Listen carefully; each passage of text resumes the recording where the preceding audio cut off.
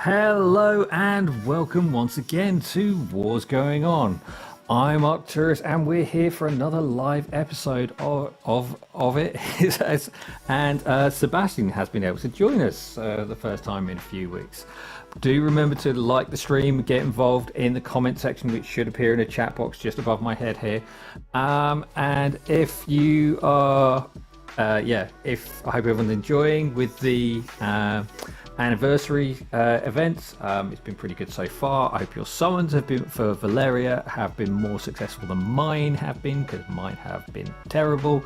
And I hope you had good luck with Moradin too. So obviously there's been an awful lot going on. The Ashes to Ashes events underway. We've just now got this daily boss rush mode going on. And as well, we've also on the Forerunner server, we're trialing out a piece of an event, which I imagine will come up to global at some point in the near future. So, but first things first, let's go through the patch notes, and we'll try and go through them pretty quickly because there's an awful lot to cover today. This was supposed to be just like a pretty chill episode, but there's a lot to go over, and we could be doing this for a while. So a couple of bug fixes that came out. There was a problem with A5 Eloins and the Wood Elf. That's been patched. And there was something about Balderon. When he harmed himself, when he came on screen, he was taking away some of his health, and he shouldn't have been.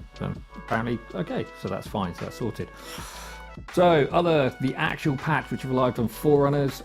So Malric, the mage who changes his mode depending on who's in his attack space, is now going to probably be much more viable in different game modes such as GVG, because they're changing the way his talent works. So rather than it just being a pure attack, being the next unit that's deployed, he grants it to the ally with the highest attack in the attack range. So now you can place all of your units, or strategically place your unit with the highest attack, and then place Malric, and it will go to that one. So that will work really well for being able to in GVG, because all units in GVG are considered as deployed simultaneously.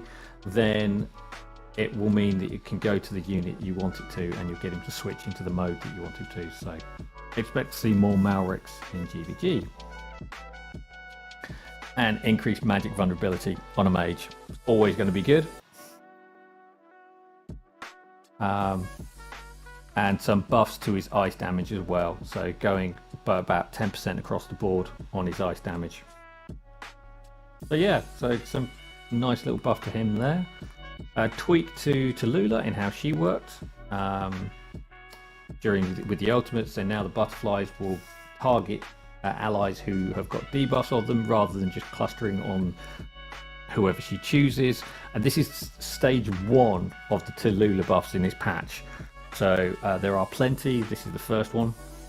Zillitu gets a bit of a shine as well. So the trigger condition for Empress's Might has been adjusted from after 3 seconds of not dealing damage. It's now after 3 seconds of not dealing direct damage. So burning was previously resetting the stacks of this, which meant that it wasn't able to build up. But now it's going to be, if she's not doing direct damage, for example during a boss, a summon of a boss's ultimate, then she wasn't able to build up the stacks. Now she will be able to, again, because she's not dealing direct damage.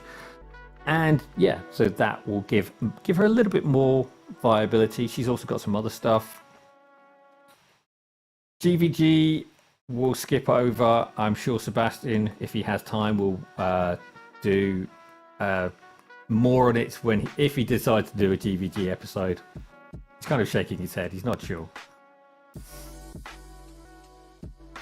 I mean, I'm just catching up as you go along here as well, yeah, in terms of getting the patch notes. I just, at least from what I see here, they're introducing the Golden Guard, which is the one that rushes at you. Yeah, right? And in fact, they made a real screw up on the release of the Golden Guard. So the Golden Guard is supposed to be the Season 10 reward, except he's already available. He's available in Gear Raid 2, and he's available in the Ashes to Ashes chest drops as well. So this unit, which is supposed to be rare and hard to get, is going to be probably looking at level 3, level 5 before the start of the season. So. Right. Okay, so that's a Forerunner's problem, right? They can possibly fix it for global. But yeah, so this guy is going to be really intriguing as to how you're going to be able to use him, right? Because essentially what you're doing is you're trying to take health away from the tank. Yeah. So there's going to be some practices here where if you time your ladies or your slaughterers really well with his release, you can really get after a tank. And yeah, during certain practice. It's gonna be axe slaughterers into this guy, because they're both 6 cost. So you're going to want, because he's faster and he accelerates, you're going to want to release the slaughterers who slowly lumber their way up there, taking a few hits along the way, and then this guy's going to charge past, slam into the tank, lower its health. They're going to swing their swords as they get there, and either get it into the immortality recovery, invulnerability phase, so that you can then repeat the process and remove the tank. So it's going to be interesting to see how well that works, and whether you can screw it up with things like Lady Alexandra, because it's granite, so it's going to be harder to take out overall. But yeah, we'll have to see how well it works. At the moment, I've got one. It's only level 1, but I'll have a play around and see what I can do. I've kind of got the option. This next part here has been already been a topic of discussion, at least in my guild for the global server. Yeah. About this whole martial system that is coming about, and I was told that Destin covered Forerunner news. He did. I think for the first time ever. But yeah, so this brought in the discussion as to people already being asked, or they're volunteering to do this, to be the marshal, to get the extra attacks. But what I'm not surprised by, and I knew that this was going to come about eventually, is that they're starting to increase the health of the keeps, or the towers. I knew that this was going to come into play, because people were not going to be happy that you could just go 2 and out with your defenses. So yeah, I didn't expect it to last long, and here we are. We're back to 120 for the keep. Yeah. So I mean, at least that's only the central keep. So it's not the towers just yet. But that might be the next iteration that might keep monitoring it. And the season 10 maps, they're supposed to have taken some consideration of the feedback provided by Sebastian's conglomeration of GVG players. So we'll see what the maps look like.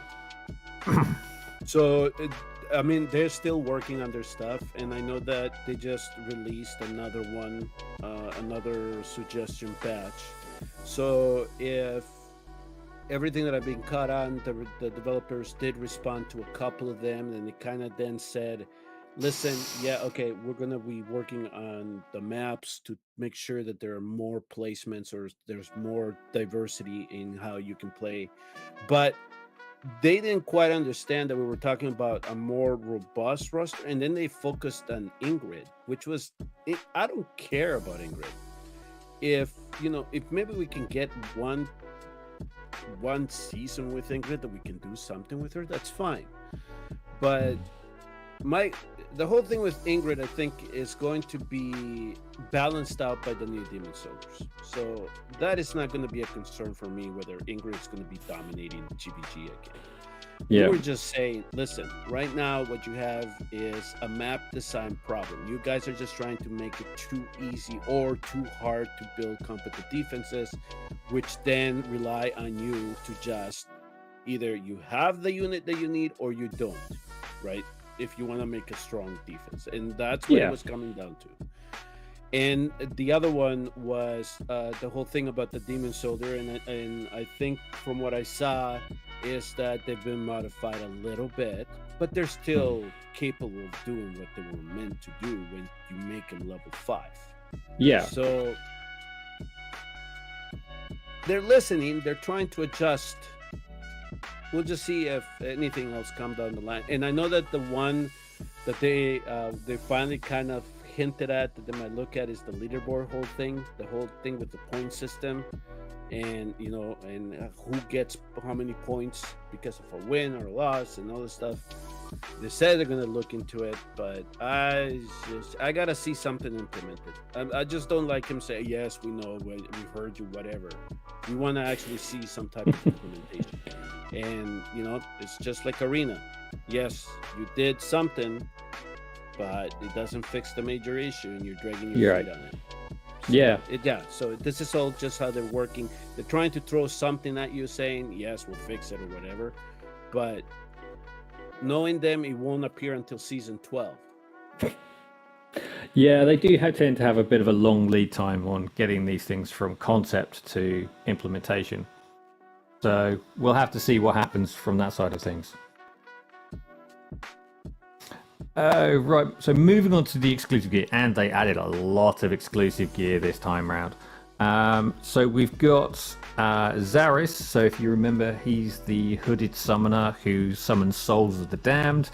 And now the first time he uses Enslave, he's guaranteed to bring up 5 summons, which is the maximum he can have. Which is really good if you don't have him A1, because that means you're automatically getting 1. If you've got him A1, it's not that great, because you're already automatically summoning that first one at 5. First, because with the awakening, is it the first time on deployment? Because it's the first deployment that it works on. So let's just pick him up actually. He summons 2 extra souls when he's first deployed. So in this one, it sounds like 3 souls when he's first deployed. So A1, he summons 5 when first deployed. So if you've got his gear, then you're automatically summoning 5 when you first put him down. No, sorry, when you put him down and do that first ultimate. So regardless of how many souls are deployed, you get on deployment, when you first do the ultimate, you'll get 5. So it's automatically bringing you to max stats, which is actually, it's okay. It's pretty good because he does wear through his souls pretty quickly. So if we can, maybe it'll give him a bit more viability. But I think that where he's going to be, he's still suffering in AoE Arena with the exploding rats. He really isn't strong enough to survive against them. I mean, he's very effective at what he does. You might find that he has a bit of use in another area of the game now, if you're able to use those 5 stacks really easily. But we'll have to see what comes of it. So that's the first one.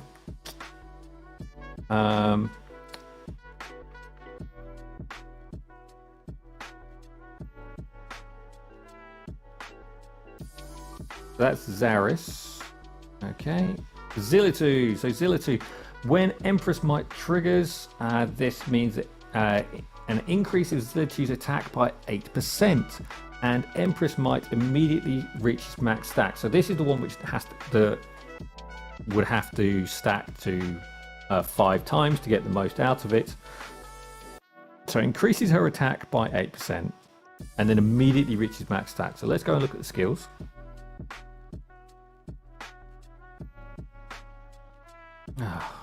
So Empress Might. So after 3 seconds of not dealing direct damage, increases attack by 5% per second.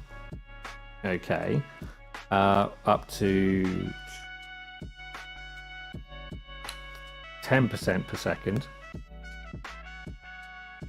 Up to 25. I'm doing the maths. Let me just go to the gallery, my heroes, because I've actually got her and it's got it built, so it's actually easier to look at the built unit. Skills, right. Empress Might. Up to 50% boost. So you get a base attack increase of 8%, and then you're immediately given a 50% damage boost. 50% damage boost on top of that increased attack. Sorry, damage boost on top of that increased attack, and you just have to be not dealing damage for 3 seconds to get this thing. So if you've got waves of enemies coming in, that'd be quite useful, because then you get one big hit to take out something coming in. Maybe it gives her a little bit of viability in some stages of single target arena. I don't know. I mean, it's not going to change the Valderon meta that we've got going through single target at the moment. I think people can assume that when you say this, it's like gold. You know, you're just coming up in the game. Maybe that's where she'll help you with that. You know, you're trying to get into gold or trying to clear a mission or something like that. Yeah. But yeah, once you get into Platinum 3, Overlord, the Apex whole thing, you know it's one unit right now. So. Yeah.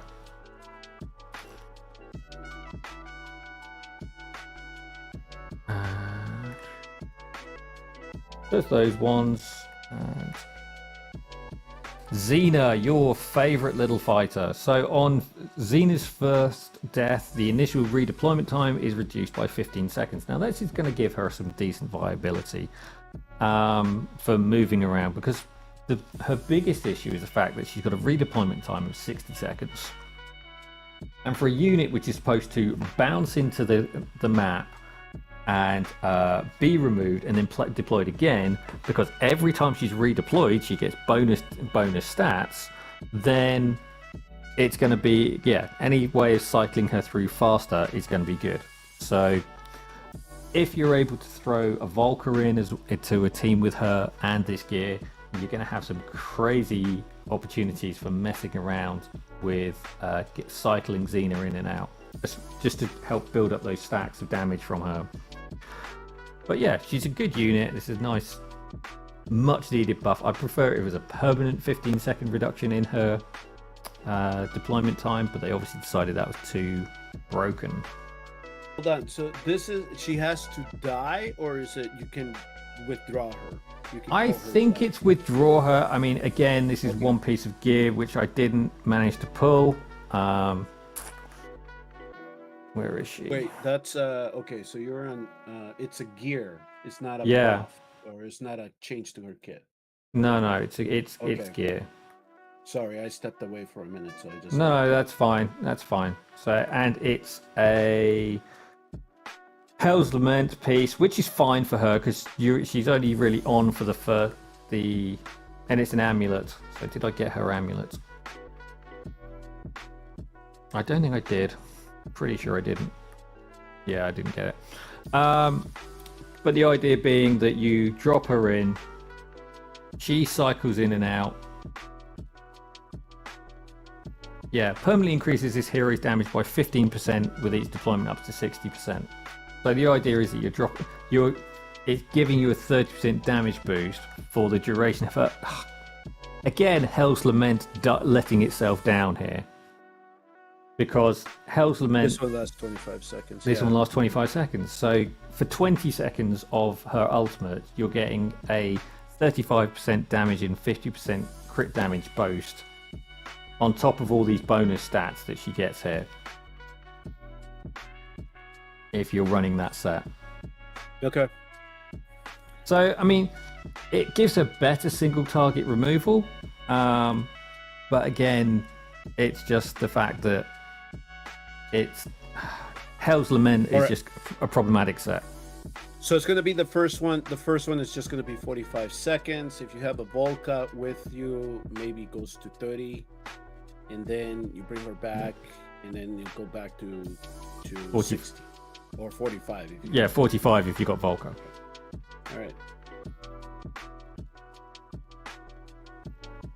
Okay. You know, I always thought that CNAT was going to be one of these heroes that we could use for a specific piece of content, and it never really came about. I know that some people like to use her to try to break the first shield, at least when they bring in an Infernal team with the first magic shield, or try to burst the second magic shield. But yeah, that's about it right now.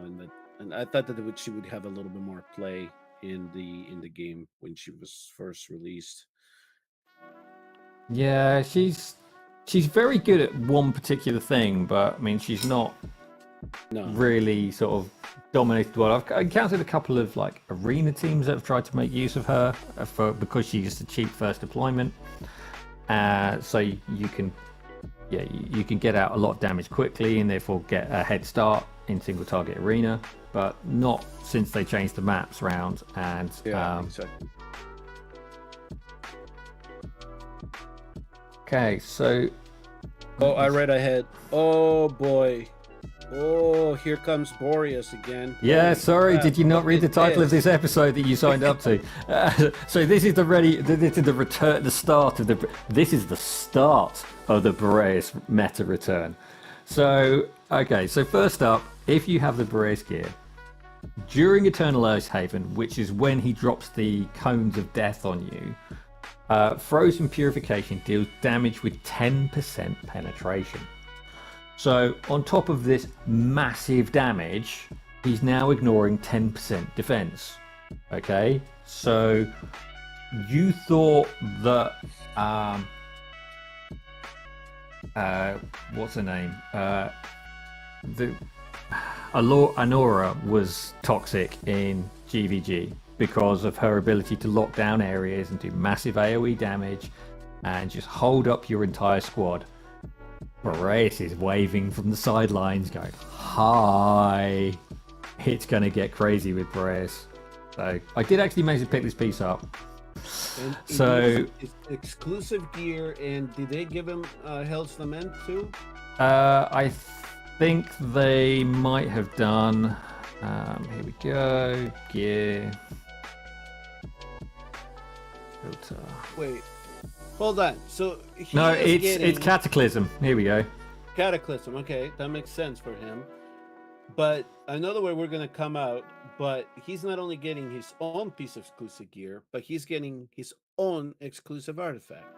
So Yeah. essentially, we're gonna come back, or they're trying to get us back to that A5 nasty, overpowered Boreas that we had when he was introduced.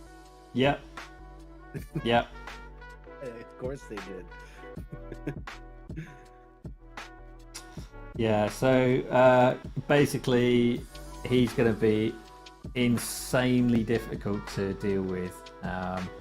He's got anti-heal, it's mega damage, it's between 3 and 900% damage depending on the amount of freeze the target is hit with. And he's going to have penetration on top of all of this.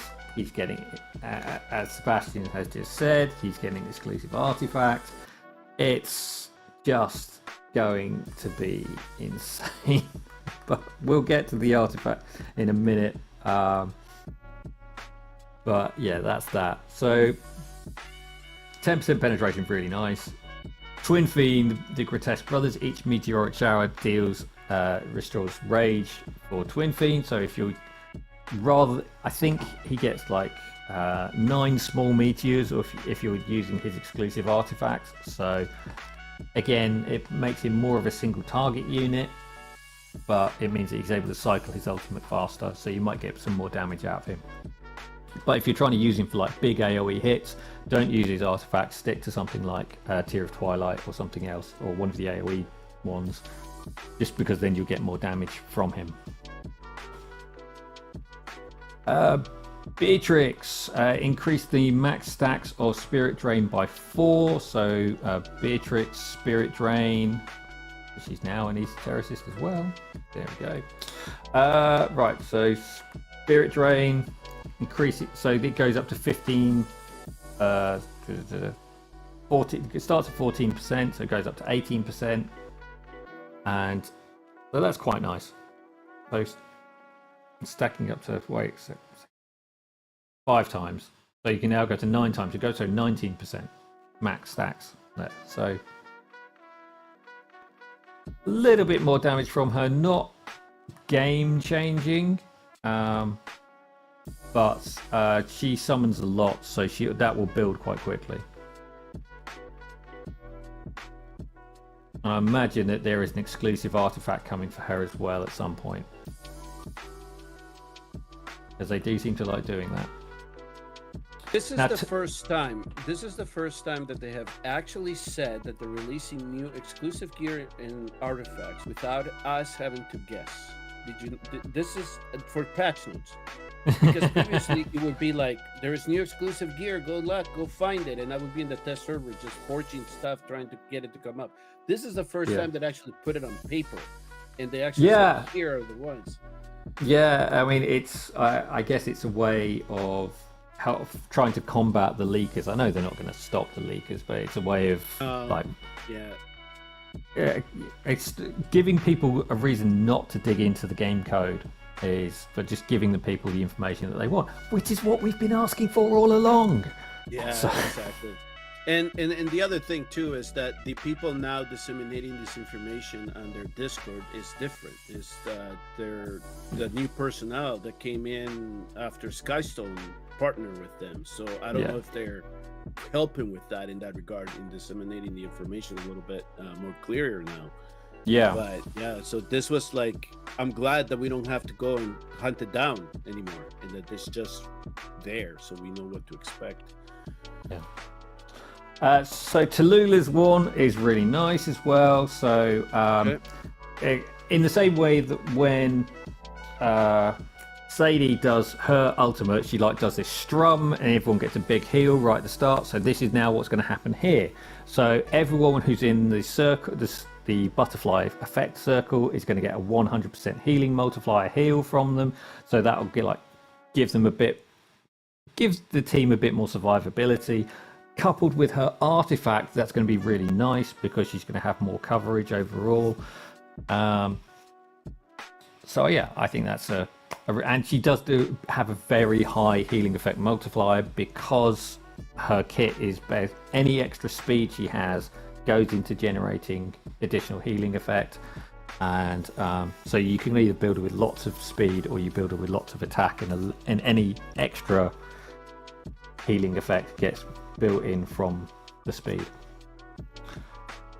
Right, this is a really nice one for Allura. It's going to make her super strong in lots of different areas of the game. Casting the ultimate no longer removes invisibility.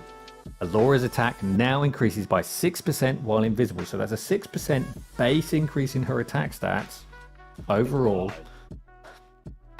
Not to mention that at A3 she gets bonus damage for shots she does while invisible, so that's going to should apply to this situation as well, so she can start doing lots and lots of crazy stuff with that.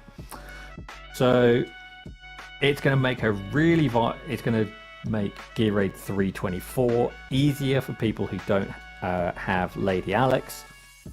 It's not going to solve the problem that stage is just nuts, but certainly 6% bonus damage would certainly help me with managing the left side on 23 without having to cycle units in and out. So I think that's going to make a big difference overall to how she plays if you've got the gear, especially with that her. It Go looks ahead. like it's Cataclysm. Yeah. Or Bangle. It's a Bangle. Okay. Yeah, they have been trying to fix Talula, but that's because they didn't introduce her very well.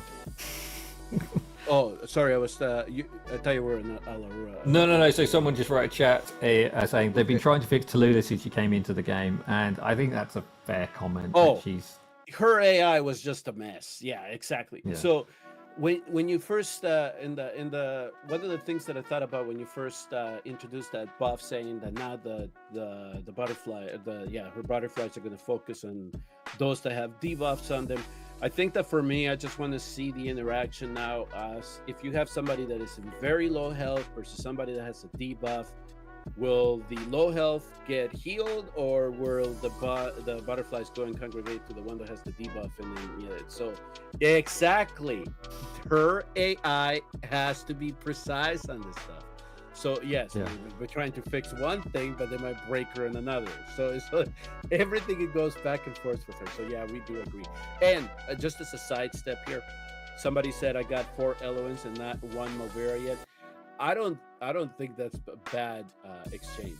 You got 4 elements now. I think that now you have your Titanic Ruins, Apocalypse 2. You have it on auto run really easy because you don't. Yeah, the dispel on basic is just so powerful.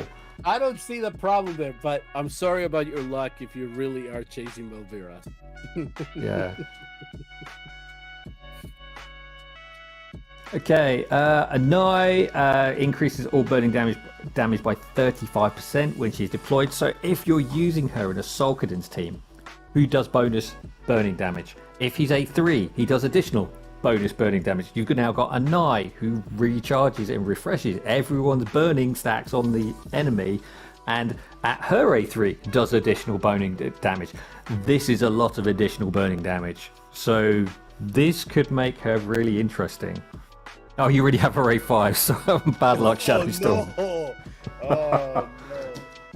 Well, some of your demon soldiers are gonna get upgraded. I'm so sorry, man. Oh, no. Look, if we want to talk about bad summon luck, okay, I pulled Shamir 3 times and Cratch once while hunting the Moradin A1. Okay? Those were the only legendaries I pulled. Shamir into Moradin, into Shamir, and then finally Cratch. My phone nearly lodged itself in the wall. It's I'm gonna actually, I had the time to at least tape something because I do have a promo code to share with everybody, so look out for the video. I know I haven't posted in a while, and I'm gonna try to get back into the groove of things here soon. But you'll see I'm gonna give you a classic example of how hard it is on this limited banners to get awakenings for this limited heroes. That's all I'm going to say right now, just as you guys can expect a preview. But yeah, I mean, without a boost in just having the 20x with the amount of legendaries that this game has, I mean, we're not talking about the 10x's that the 15 that you and I were familiar with when the game came into beta and it first was in global launch, right? It's just drastically changed in 20x. Even though it sounds high, it isn't. So yeah, so I understand how in your situation you could have 5-6 hits and not get that awakening. It's frustrating. Yeah. For people that really do want to chase, because anytime anybody asks me about a hero that is coming into the game, is like, you can pretty much, if somebody was able to show that they can actually do some damage at A0, you can assume that once you get them to A3, that's their pushing point, right? That's where you're gonna really get the most out of the hero. So I know that some people were asking me as to how hard should I chase for this guy, and I'm like, I haven't had a chance to test it, but if I'm gonna guess right now, it's A3, right? For the limited heroes, it's always like A3. He bumps him to a new to a new layer in the atmosphere. Yeah. So I'm assuming that the same thing is going to happen here with this tactical unit, Moradin. So but it's just, you gotta come in loaded with at least 2,000 summons for you to be able to put that much. I mean, there's no other way to tell you to say it. You have to be able to have the bullets in the gun to be able to get that far. Yeah. Okay. Sorry. So it looks poor and stupid. Not meaning to be rude, but that's the username you're using. For some reason, your comment didn't come through. It said, as someone who's chasing Malvira, I agree that it's trash. The rates. You pulled Nerissa A2 Nerissa and A3 Eloin while chasing Malvira. Again, I don't think that's a bad trait. I mean, I know Malvira is pretty good, but Nerissa is such a strong healer. Yeah, we've already said Eloin A3 is really strong. Moradin 8-1 on Friday, and I tried today, got Lucius A3 and New Magda. Okay. Yeah. I mean, Magda is really solid and really versatile, and you can really boost your teams just by having her deployed somewhere in almost like tank gear. She's got really high defense stats as well. And she's got a decent HP pool, so you can make a really tanky Magda and do some fun stuff with her. I remember doing that in Semra before I got to my current team. This new event, I kind of had an idea of what to expect based on what I saw on the test server, but for stage 7, when I first tried it out in my global account, because they were telling me this thing is dropping demon servers like crazy, you gotta farm in, and said, okay, I'll get to it. I used Magda. for that center lane to just push things back and give time for Mary and Nora to just wipe him out, and then I can concentrate on the back end on the other stuff. But yeah, she is very good in that regard. So having Magda even at age 0 is a boost to any account. So congratulations on getting her. Yeah. Praetus A4 and New Ingrid. Wow, that's really good side, Phoenix.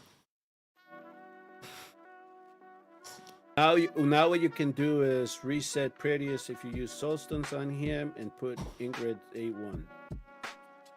Just a little bit of a boost. Ingrid A1 is surprisingly powerful. Against the bosses, the guild bosses. Yeah. Not for GVG, you need her at A3, but at least you can do something with her. Yeah. So back to where we were. Beelzebub, Plague of Ruin for himself, and summons now triggers twice consecutively. I'm not particularly familiar with his kit because I don't have him, so let's pull him up. Wait, who don't you have? Beelzebub. Oh, Bubba. Yeah, Plague of Ruin. You, huh? He's been out. You see, I'm not that bothered. During the ultimate hero and putrid flies release Plague of Ruin one time every 5 seconds, dealing 150% AoE damage up to 8 targets and inflicting magical vulnerability. So it's going to hit release Plague of Ruin twice on deployment. Mm-hmm. Okay. Fine. Hey, don't shortcut him. He heals now too. His cultist members, so it's fun to see him in action there. Well, I mean, if I had an A1 demi, then I might be more interested in that. But I will say for this season, in my global account, I am surprised as to how long I was able to get away with using cultist comps. It took 4 or 5 weeks before the strong guilds finally figure it out. But the cultists have been doing very, very well for GBG this day. And then, of course, with the combination with the esotericists now, that makes some of the heroes really capable. So they're doing an excellent job, at least bringing the cultists into action with all this modification to the support units around them. Yes, Phoenix. If you check my channel, I did forge 12,000 materials the other day, hunting these things down. Don't worry, it's not in real time. I did it sped up. I didn't hit very well. I think it's like 0.4% chance of getting one of these exclusives. It's pretty low rates overall. Or at least that's what I calculated from my forging session. So your mileage may vary, but you're going to have to do a lot of forging and pray for a lot of luck. I remember hunting down Dolores' artifact for so long when it first came out, and I just couldn't get it at all. And now I don't use her. Imagine that. Yeah. So Demon Soldier buff adjustments. So Frozen Drifter, which is the epic Reaper. But the trouble with it is, because it freezes the tank and then runs past it, it runs straight into the DPS and doesn't really do anything. So it's, I don't know. I think if you can get the new Glacial Lord, you get 1 to 3 every 20 forges. Yeah, sounds about right. I can't remember how it played out on the video, and I think it is something like that. You just gotta hope you hit the stats, though. That's the problem, because I can forge Hex's weapon all I want, but if it doesn't have the stats, it's not gonna help me. So, yeah, exactly. It's just trying to get the good stats on there. So. Yeah, I did get a lot of ones I already had as well, which was the annoying thing as well. So if you've got the new Demon Lord and he's got the healing, so you kind of send the big Lord out, and then you send everyone in to follow him. I think that's where that will kind of work. Or you'll send the tank out, he'll take the hits and take the focus and freeze the platform units, where you send these guys in. And I don't know, they'll get through to the back, they'll get past the tank maybe, and then they'll disable the Yimmerit in the back line, who can get stacks off Winter's Bite, but he'll dispel all debuffs on himself when he goes into his ultimate. So you've got to time it right. Okay. Next isn't Slap Bunny usually one that joins you during the live streams? Where is he at? You see it around? I saw you trying to hit me in GBG, you munchkin. Didn't go well for him, but I saw him try to hit me. God dang it. Slap. Oh, he thought he was going to get cute. He couldn't. Yeah, it's Slap is Slap. Yeah. I know. Okay. What else? So, Chaos Shaman. Yeah, so they've reduced his burning damage from 30% to 20% on the continuous damage, and the continuous magic damage has been adjusted from 60% to 40% per second, and they've reduced his attack as a separate stat by 20%. Yeah. So now if you're using them, you're going to have to put them higher up your affiliation order to get the bonuses coming back to them from affiliations. You're not going to be able to just have them as your 5th affiliation with low thing and then just have them buff everyone else and they'll do crazy damage. This will pretty much eliminate some of the stuff that he was doing level 1 through 4. I think that once you get him to level 5, that's when you're going to start seeing what he was able to do at the lower levels.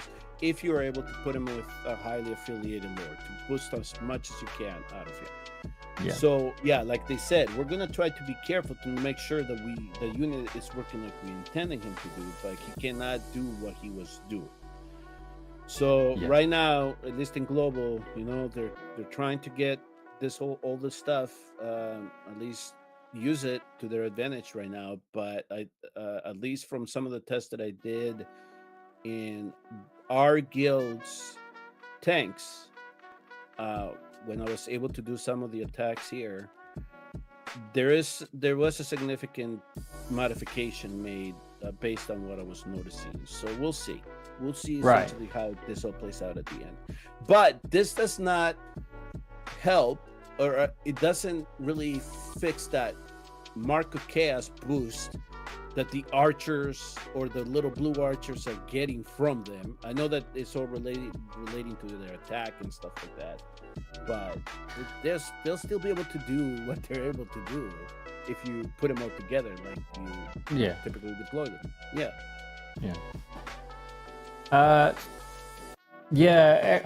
I don't know, we'll have to see how they come out. I think the idea is that they're going to try and mix things up, especially with if the new chaotic legendary unit which is out there, not the Lord but the growth fighter, you'll be wanting things to die to get that bigger, and you'll be wanting to set him on fire with the flaming lords, because obviously he'll get a bigger bonus because he's got the same Mark of Chaos.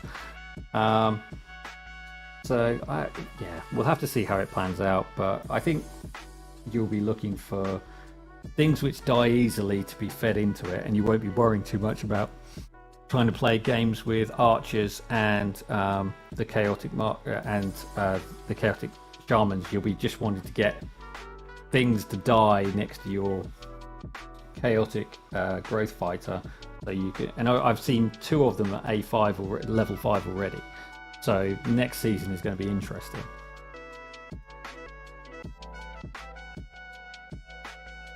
Okay, so added some source and display usage indicators for mystery demon chest to the demon soldier interface. We'll just dump over to that, and we'll show you the optimized visual effects for opening a mystery demon chest, because I got one this morning and I've been holding onto it all day just to show it to you.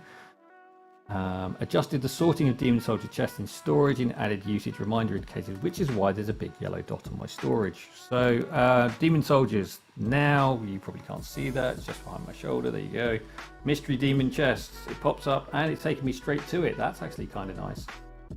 So if I use this, so see it, it'll say like that.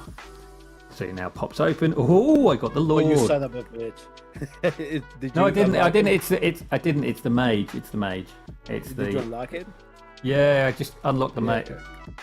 The frost mage. So this is the long range frost mage. So I don't know. It'll be interesting to play with. Well, I guess I can use him with my frost tank to cause additional chaos. It'll just have to be interesting. How many legendary void cores do you have laying around? Not many because I put most of them. I can upgrade him once. I've got 70. I think because I'm trying to get. You have 70. I have 70. I'm trying to upgrade this guy to the first one. No. It's 20. It's 20 cores to get him to the next one. I've got 70 saved up. Oh, okay, so 20. Yeah, 20. The level 1. Level 2 is 40. So you could get level 3 if you wanted. Yeah. I'll have to think about that. Okay. I need to look at his skills a bit more. I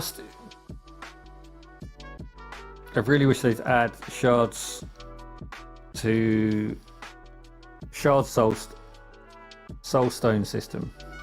Still RNG. Yeah.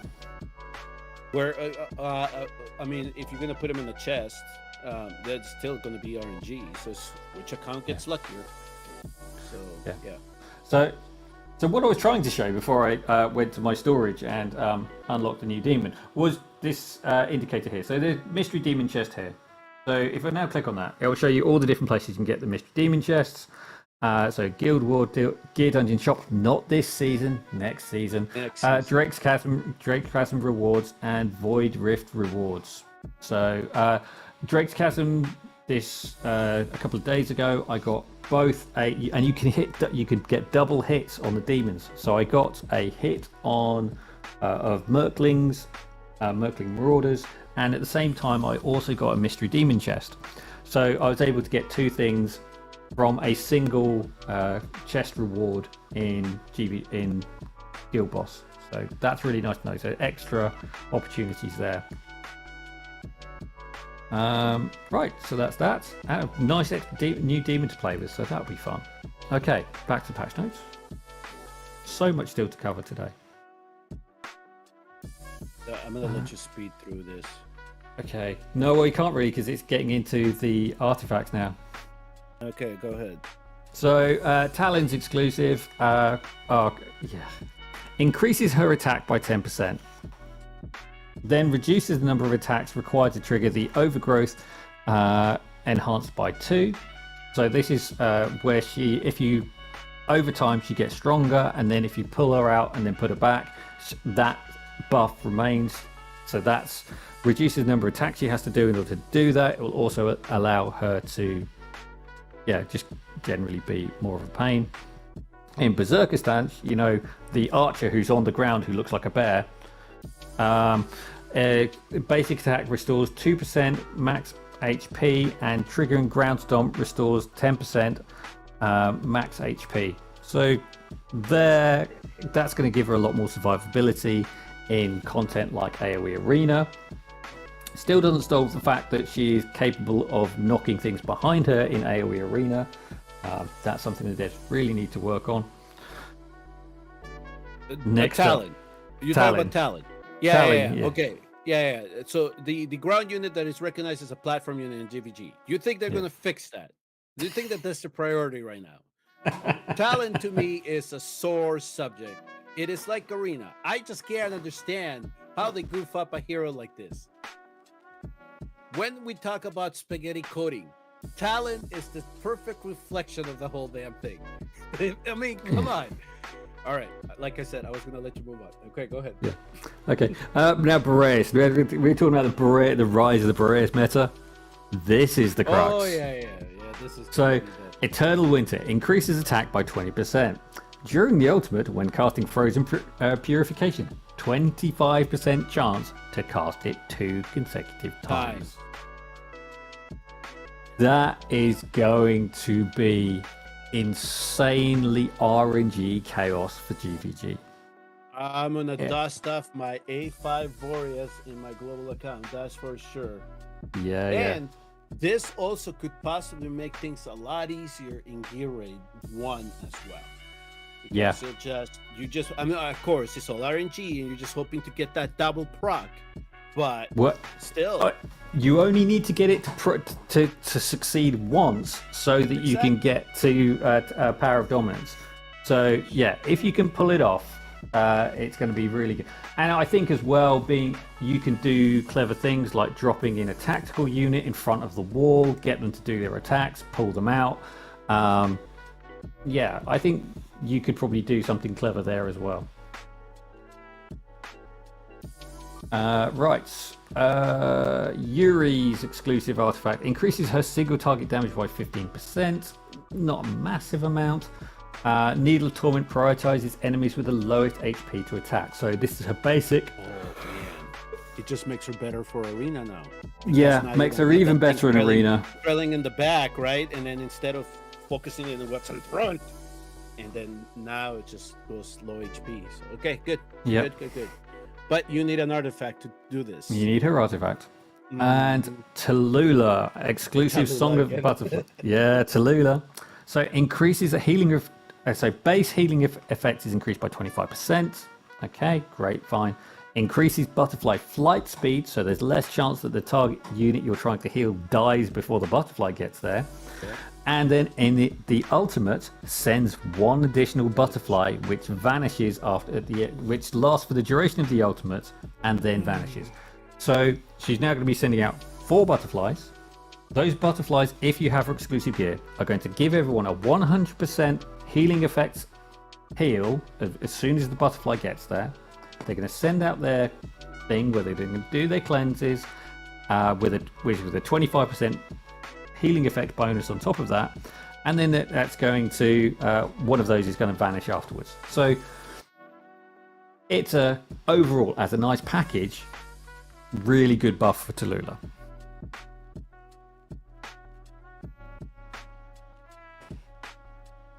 But there's a lot of moving parts. Okay, Honest Gauntlet, don't care. Tower of Deception. The best patch note that we can see for Honest Gauntlet is we're getting rid of it. That would be the perfect patch note for that game mode. Yeah. Okay. Challenge modifiers. New modifiers for Tower of Deception. Added stuff. Adjusted the difficulties for stages 35 plus. Who's at stage 35? United Front is coming back. So that's the co-op mode. On Forerunners, I think it starts this week. I'm not. I think annoyingly, I'm not going to be able to play it because I'm away. But anyway. That's going to be the ironic thing is the account I might have to retire is the one where all this stuff is getting permanently added. But I'm assuming that this is going to be all in the July update. When everything's said and done. Yeah. So adjust the number of tokens obtainable per stage. No longer be cleared when it ends. It can be carried over to the next run. So if you remember, this is where you could get a couple of ancients. You could get the banner and some. I think it was 5-star promotion materials and some gold and things. So they're going to have a shop and more stuff in the shop that's associated with this, and it's going to persist between rotations. Now that timeout thing, that is huge because now at least it gives you a little bit of time for you to be able to use the chat and actually tell the other person this is what you probably should do, given the rest of it, and just expand the strategy a little bit more. So that's pretty good too, that they added that time. Okay, so now gear raids 1, 2, and 3, stage 16 above, now drop the Arcanum Crystal, which if you are any endgame player with a vast quantity of wealth sat in your account, is the most useless release they could have ever come up with. It can be used during gear enhancement to guarantee enhancement success. Dismantling, basically it means that once you get gear to level 15, you can drop one of these and it instantly takes it from 15 to 16 in the next hit. You don't have to fail 15 times for it to go up. And for those of you who don't know what it's, well, I guess you do, because you have to reach state so far in the game in order to unlock auto progress. But yes, the pain we have all experienced for a long time of going through that. Okay, so dismantling ancient mythic and variant mythic gear now has a chance to get advanced gear recasting hammers. So all of those crit rate mythics that you've got and you just don't know what to do with, you can think about dismantling them so you can start building your advanced gear recasting hammers. Remember, you're going to need 30 of these things to be getting anything out of them. And yeah, then you'll be able to recast ancient mythic and variant mythic gear. So if you've got something, an ancient piece, and the rolls just are shocking, this is your opportunity to re-roll it and maybe get something good out of it. Okay, so hold on. So it says dismantling the ancient gear that you don't want. Yeah. Will possibly grant you shards for an advanced recasting hammer. Yep. That's the only way that right now you could get it, unless they sell it on the path. Okay. So you have to sell ancient gear to do this. Yes. So are they gonna retroactively apply it to the ancient gear we already sold? I don't think so, because they didn't say that anywhere. Yeah, that would have. They already refunded us a load of stuff for the ancients we had. Yeah, they gave us refunded. spirits and stuff like that. Yeah. Okay. Okay, so honors, they've added Honor's Gauntlet and Tower of Deception related achievements. Well, I'm never getting that one. Why? I have to go get that. Tower of Deception, yeah, I need to carry on doing that. I don't know, I kind of like it, but I always seem to run out of time. Added item previews to Apex Shop period. Preview period displays the currency required to purchase items in the preview end time. Commanders can purchase specific items after the preview period ends. Okay. What? That doesn't make any sense.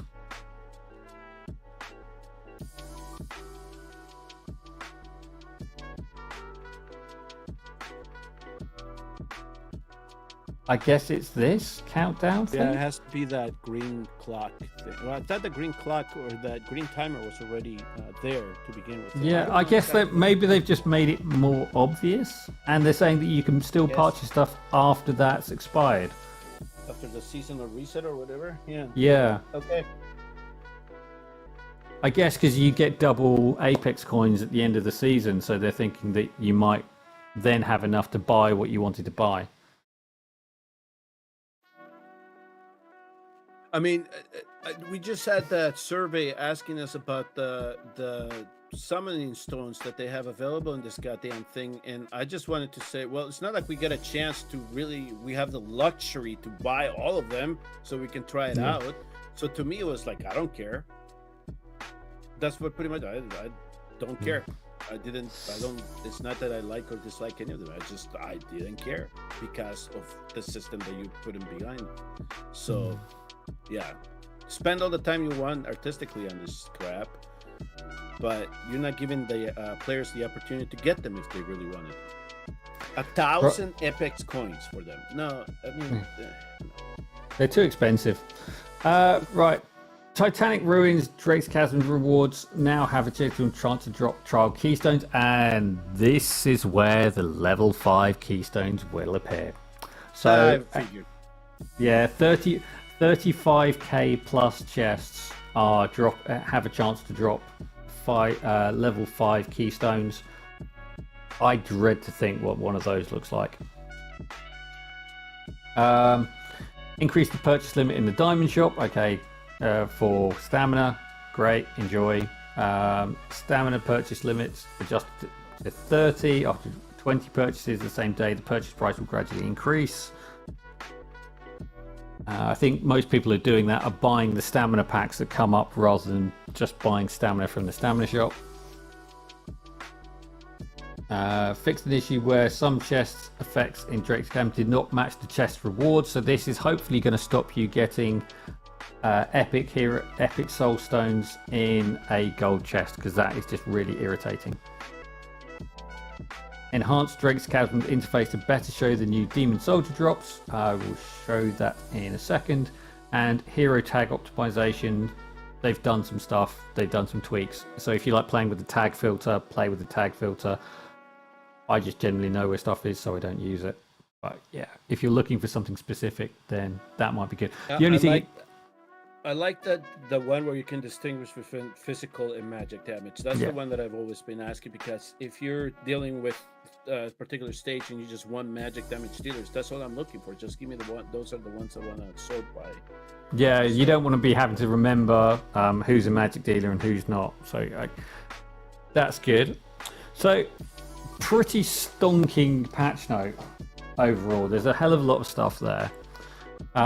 Just making the heroes more powerful, possibly giving support units more utility. Yeah, I mean, we've always said that if you're gonna boost a hero, that was one possible way to do it, is to just give him a nice little piece of gear or a nice piece of artifact. But I didn't imagine that somebody like Boreas was gonna get both of them and just push him to what he used to be when he was first introduced into the game. Yeah, nobody tell Fastidious, right? Well, I mean, you can't after now Suwon Kang and Kigiri, you just can't say, oh, this hero's busted. No, I guess I guess just bring Boreas back into the fold and he can do whatever it is that he wants to do now. So interesting. It'll be interesting to see what happens. So United Frame starts on Monday, so I'll get a couple of days to play out of it. Okay, so something else that they snuck into this patch, they didn't really tell us was coming, was this thing called Zombie Invasion. I'm not really going to play through it because just looking at the ranking here, it takes, oh my god, someone's got to level 64. Wow. I played for about 15 minutes and I'm getting completely overrun, so I have no idea how these guys are doing this. But basically it's a horde mode event and you have an opportunity to set some modifiers before you go in. I've got for gold a control, the ice one, and bonus damage to elites and bosses. How many runs did you have to do to unlock all the quite a 13. few, but I mean, overall the rewards are pretty lousy, but it's pretty good fun to play. I'm just going to jump in and I'm going to show you how the game, how it works. We're not going to play through the whole thing because this would be a boring live stream. Yeah, I know, but so if anybody has played, what was the name of the game? Here, let me go really quick and see if I can find it. It was like Knights of Valhalla or whatever it was. Yeah.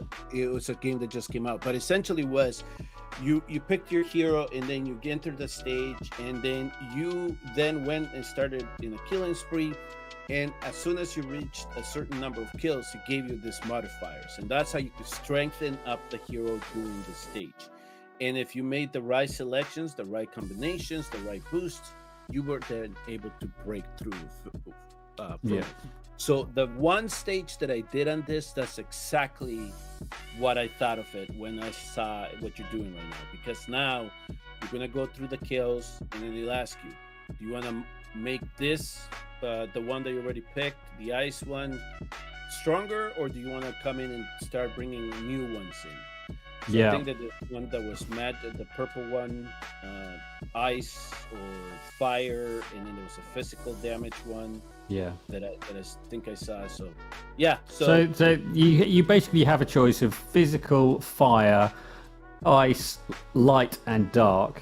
There is a luck stat, but it doesn't tell you how the luck stat affects anything.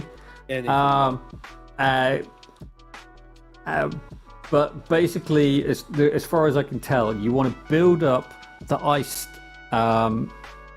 frost area effect as much as possible, but don't get to the Eternal Ice Haven, and then you kind of build up everything else, and then you just decide which of the final skills you're going for, because that's going to modify how far you're able to push through. I don't think I've quite got the balance right, and I've focused too much on ice, and then everything else falls too far behind to keep up. But if you get like 3 or 4 of these on the go, and you get the cone, the golden cone effect, where it's dropping the heavy hammer on everybody, then you can really lock people down at the far end of the map and take everyone out really easily. But yeah, this is just kind of it. You get bosses coming in every so often, and different levels of difficulty. Yeah, this is not. You get some mulligans as well, right? So if you don't like what you see on the screen, you can. Yeah, you can re-roll. Yeah.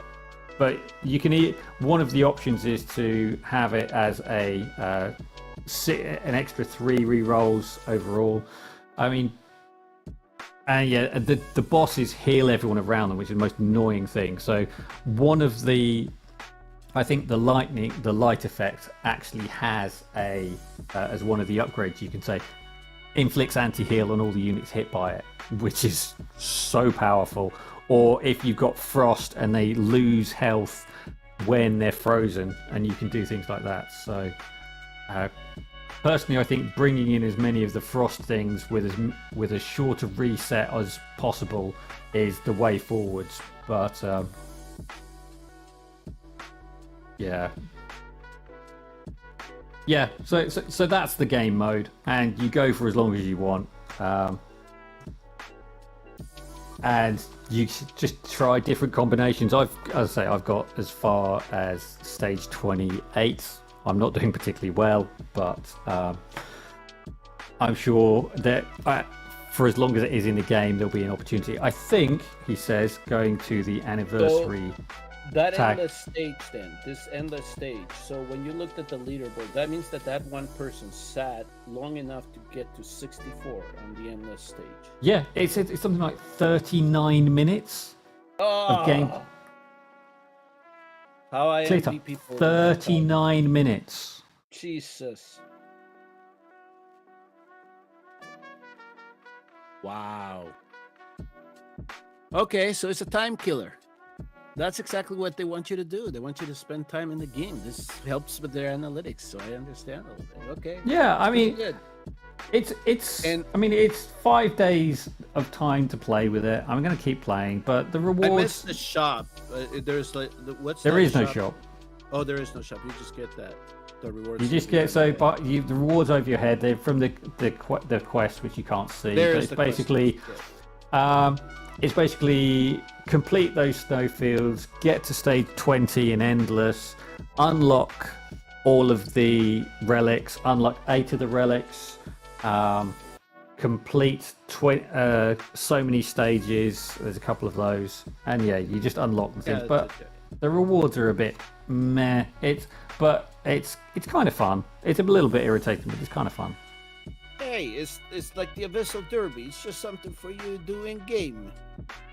Yeah, well, I have to say, devs, well done for listening to the feedback and stopping the Abyssal Derby when your horse reaches the end, because that was so much of a big difference to the playthrough.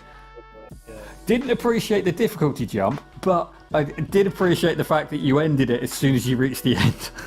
Yeah, exactly. At least they didn't have to wait for the last horse that was stumbling all over its place to come in. But it hit you. You can see it like it hit 2 spike pits, and you're sat there going, "Oh my god, I can't quit because I won't get the rewards. So I've just got to sit here and wait for this thing." But on this one though, it was like when I first did stage 3 for for the global account, I cleared it first instant. I was like, okay, let's go to 4. It took me 5 tries on 4, and I was like, whoa, what? Why are these guys moving faster? And it's like, okay, they probably boosted their agility. They boosted the AI so they didn't hit every single gate along the way. But yeah, I mean. But finally, I was able to get it done, and then get clear all the quests or whatever it was, and just say I don't have to deal with red bubbles anymore. Yeah. Stage 4, the rewards, if you can complete it, are pretty good. So do keep trying. You will get there, because it is so RNG based, and you can just like get lucky that you get an opportunity to get a sprint in. It was Valara and Magda just got you your first clear in Gear Raid 123. Well done. Well done. Laughably easy. Well, I think Valara is going to be one of those units. I think that's pretty much what I've picked up from all of the video playthroughs I've seen. So, anything that you've seen regarding people asking for pities on the non-lords? People screaming for pities in the non-lords in case they didn't get Valeria. Because I was gonna say that would be after the banner is done. I'm assuming that we're gonna see a lot of those suggestions. Please put a pity on the non-lords, the non-lords in the ancient summoning portal. Yeah. I went 600 and I didn't get a non-lord. I think somebody posted a video on the Dragon Slayer community saying they went 700 ancients and didn't get any non-ancient exclusives at all. Yeah, that could happen. Yeah. I mean, it should be pretty rare with the way stats go at the moment, the way the pity counter works now. And it looks like there's a slight clarification on the ancient pity, whereas previously it was implied that it had to be a lord that affected the rate up on this. It appears it's any legendary hero that is not on the rate up. So if you pull a Jira or you pull a Constance or a Carnelian, this should be increasing your chances of getting a hero, of getting one of the banner heroes. Is how it's written there. That's what I thought it's going to be, because it's the same situation on the other way around. That when you either summon a non-lord or the lord that is in the banner, you're just going to reset the multiplier or get rid of the multiplier. So it would make sense that if you summon a non-lord and it's not the one in the banner, that it would boost both of them up, because they can't separate them. They told us that we can't right now. We can't separate the two. Yeah, and they can't carry it over either. No, well, the carryover, the aspect of it, I think that's a choice. I think that's a choice, because we know that pity can be carried. Yeah, but they just don't want to. They don't want to do this aspect of it. Mm-hmm. So you pretty much any time now that you are going to want to summon on these banners, you have to make your decision and say, I'm going to have to pass on this one and save the bullets for the next one. Yeah. Right? You have to have a little bit of discipline in that regard. So I think that, so I definitely understand that it, from a player perspective, is going to change how you approach the banners, because you're really going to have to make a decision.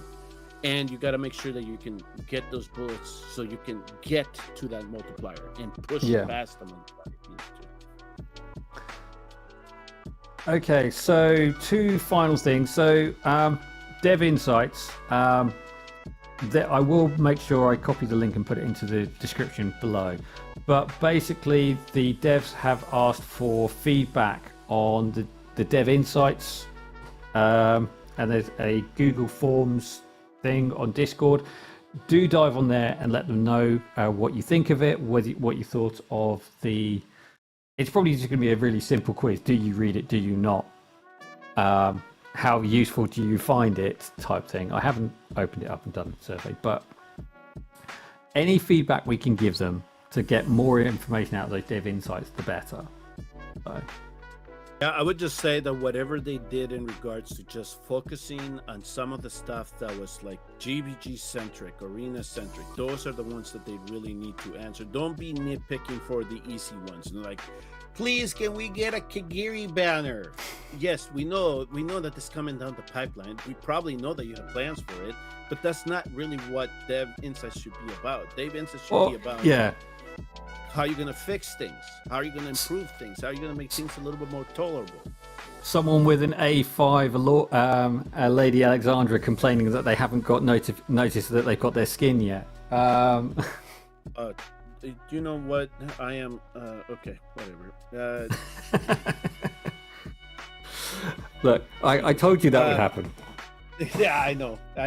People, where's my skin? Well, you'll get it soon. Just wait. You'll get it in October. You'll get it in October for Halloween. That's when you'll get it. Stop moaning. Yeah, exactly. I mean, if they could just say that, but they want these people, the top 100 people who got her early, want to be able to lord it around the community and go, I got Lady Alexandra early. Yeah, and those are probably the first people who say, I beat GR1 324 and Tower Deception 35 with Lady A. There's no new content. When is new content gonna come in? Screw you. That's what I think about you, Lady A pushers or whatever. You know, it's just stupid. So anyway, do you fill that in? I'll make sure, as I say, I'll update the description with that. And finally, I did just want to go over my anniversary video. So it's kind of interesting because I've been playing this game a long time. And some people may not realize quite how long I've been playing this game. And obviously, I probably should mute this because otherwise I'm going to get struck, aren't I? So yeah, there you go. 8th of February 20.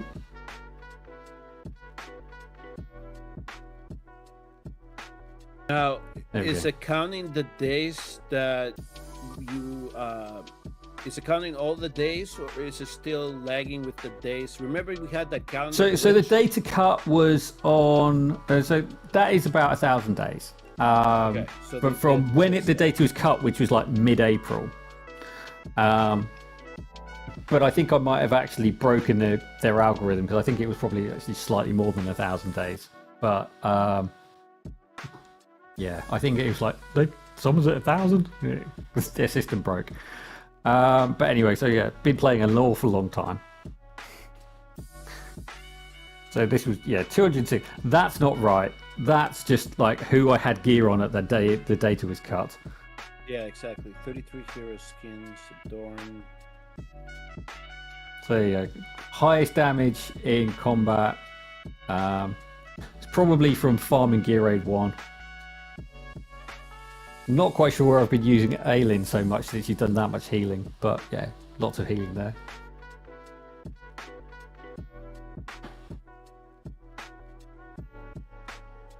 Well, if you're counting duplicates, it's probably more than 8. Yeah, plenty of money spent there. That's now shifting because I used to almost exclusively farm artifact material raids just to get the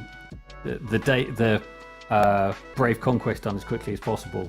Now I'm spending more time farming gear raids because I'm after demon soldiers because my demon soldiers were lagging, so I'm spending all my time farming artifact material raids.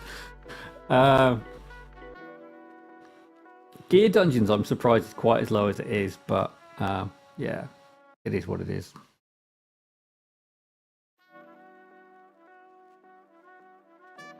Just the odd battle in. I've now beaten that. So that was that 102k. That's because of the team I'm using, and I don't use Laurel Sheaves. Titanic Ruins. 98 times. That seems low. So they must have collected this a while ago. It said something. Like, yeah, I think it says it in the in-game thing that it's like in April, but I think it's more than that even then. 44 times first. My summons are low compared to some people on global, but for someone who's predominantly free to play, that's because I've been playing for 1,000 plus days. There you go. And I'm actually going to submit this screenshot to the customer service team. Say, look, I have from you acknowledgement that I've summoned 3 heroes in one summon, and I don't have the achievement. Can you unlock it for me, please?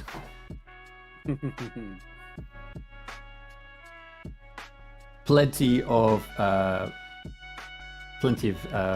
materials forged. Going to be a lot bigger now after that big summoning session I've just done, and that's the end of it. But yeah, that was my anniversary video. probably not necessarily the most exciting, but for me, it's just like, yeah, I've been playing the game an awful long time, and seen it through the good and the bad, and I still keep coming back. There is just something about this game which intrigues me. So, yeah, but that's One it. of And the that's few tower defense games that is out there, right? So if you like the aspect of that aspect of it, I mean, you're gonna stick around. It's just eventually everybody has their limits, and it's going to be as to when they push you away from it. I mean, some people are still being, what was it? Submissive to Raid Shadow Legends, even with everything that they get thrown at them. That now, according to them, it feels like a full-time job playing that freaking game. So it's well, essentially it certainly felt like a full-time job playing this game in the last week. They did so much content. Yeah, it is, and this is what I was saying. It's like it's hard to maintain 2 accounts actively right now, especially for me. So like the Forerunners account is just suffering because of it. My Keystone stuff is full. Even if I try to farm, I get 4 or 5 alerts in my mailbox saying your Keystone box is full. Like, yeah, I know, but I don't have 15 minutes to run each one of it, or I don't have 10 minutes to run each one of them. Like, it needs to be run. So it's just with everything that is in the game, it's really, really hard to get everything done now. It's just, it takes too much time now. And this is what I was saying, right? It's like, all right, I did Tower Deception this month. I probably won't do it next month. I hope my auto run works with the new modifier. That's essentially what it comes down to. For me sometimes as well, right? Because you still do the auto run. It's whether it lets you do the modifier or not. And then if it doesn't, well, you just knock one down and then auto it, and then hopefully you can climb up. And then once you reach wherever you can get all the rewards, that's it. I don't want to have to deal with it. But it's a lot of stuff, I guess. I know that last week or 2 weeks ago, whenever I told you guys that I was going to be able to join you, but then things hit the fan and I wasn't going to go. It's like sometimes I have mixed feelings about how Muntan is applying things into the game and how they're constructing or developing the game as it moves forward. But I haven't really had a lot of time to devote to it, so I still have to catch up on a lot of stuff going on right now. And I completely missed some people here. I completely missed that there's a new defender that got dumped in the test server. That's how unattached I've been. And a new healer. Destin just put out the details of it. It's like a buffed up Mario type of deal, and apparently he has damage reduction and all this stuff. So I gotta look to see exactly what entails about this hero, this Watcher tank that is coming into the game. Hopefully it doesn't completely destroy Regulus, but I think that's where it might be going. So I'll eventually catch up with that, and I guess I'm going to try to catch on and try to get back into normalcy here. Hopefully things settle down.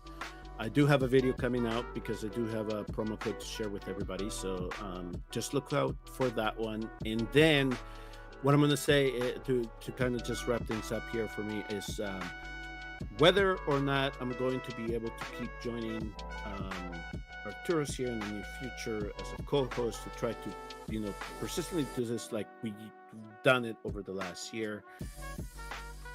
Even if there is an absence on my part, I do still want you all to join him, and whoever he is able to bring in as a guest host, and support them. Try to get Arcturus pushed to get to 1,000, and hopefully he can meet that threshold and start getting a little bit more recognition too from Muntan, because there's a lot of effort that goes into trying to get this stuff produced, making notes, and how we're going to where we're going to carry the discussion stuff. And there's been some weeks where I pretty much have said, Arcturus, you are pretty much driving, I'm going with the flow, just like we did today.